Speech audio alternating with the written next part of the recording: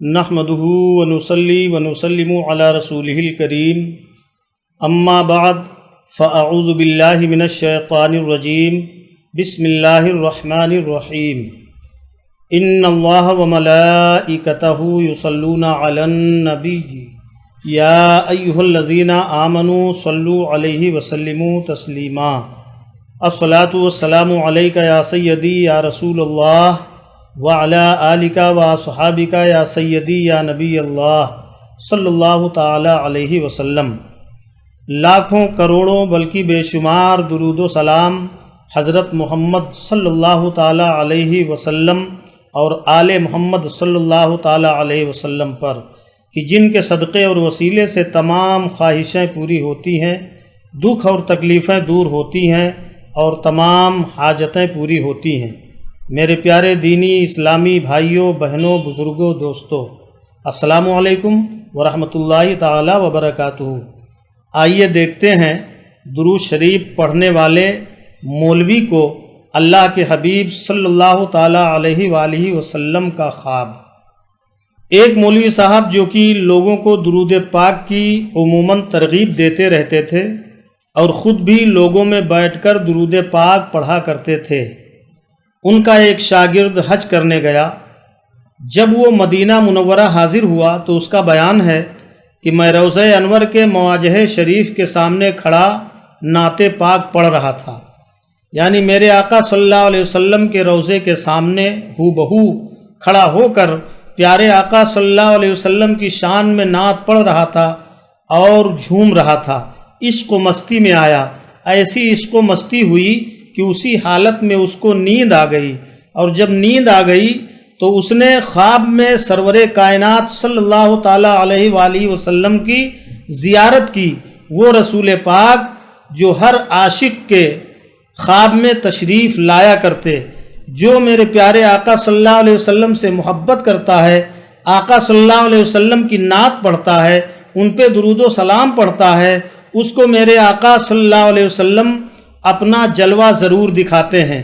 اسی لیے بریلی کے تاجدار، ہم غربائے اہل سنت کے غمگسار حضور سیدی سرکار اعلیٰ حضرت فرماتے ہیں جھوم کر، طیبہ کے ماہ تمام جملہ رسول کے امام، نوشہ ملک خدا تم پہ کروڑوں درود، نوشہ ملک خدا تم پہ کروڑوں درود۔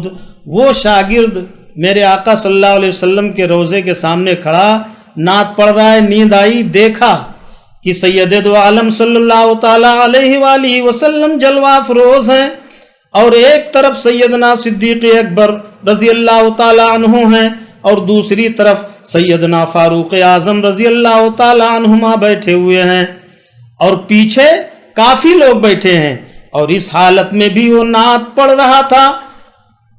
اس کا بیان ہے کہ میں نعت پڑھ رہا تھا، جب نعت پاک ختم ہوئی تو سرکار دو عالم صلی اللہ علیہ وسلم نے میری جھولی میں کچھ ڈال دیا۔ سبحان اللہ۔ میں نے عرض کیا یا رسول اللہ صلی اللہ علیہ وسلم، میں تو صدیق اکبر رضی اللہ تعالیٰ عنہ کی طرف سے حج بدل کرنے آیا ہوں اور انہوں نے مجھے کچھ نہیں دیا۔ یہ سن کر سیدنا صدیق اکبر رضی اللہ تعالیٰ عنہ نے بھی کچھ میری جھولی میں ڈال دیا۔ اس کے بعد میں نے عرض کی حضور اور کوئی فرمان ہے جو حکم ہو ارشاد فرمائیں، تو میرے آقا سرور کائنات صلی اللہ علیہ وسلم ارشاد فرماتے ہیں، اے میرے غلام، جب یہاں سے تو واپس جانا، اپنے ملک پہنچنا، اپنے گھر پہنچنا، تو اپنے استاد کو میرا سلام کہہ دینا۔ سبحان اللہ۔ اپنے استاد کو میرا سلام کہہ دینا۔ اور وہ استاد کون تھے؟ یہ وہی مولوی صاحب تھے جو خود درود پڑھتے تھے، لوگوں کو درود پڑھنے کی ترغیب دیتے تھے، اور اسی درود پڑھنے والوں میں یہ ان کا شاگرد بھی تھا۔ پتہ چلا میرے آقا سرور کائنات صلی اللہ علیہ وسلم ہر اپنے عاشق کے درود کو سنتے ہیں، اور جب اس سے خوش ہوتے ہیں تو اس تک اپنا سلام بھی پہنچاتے ہیں۔ سبحان اللہ۔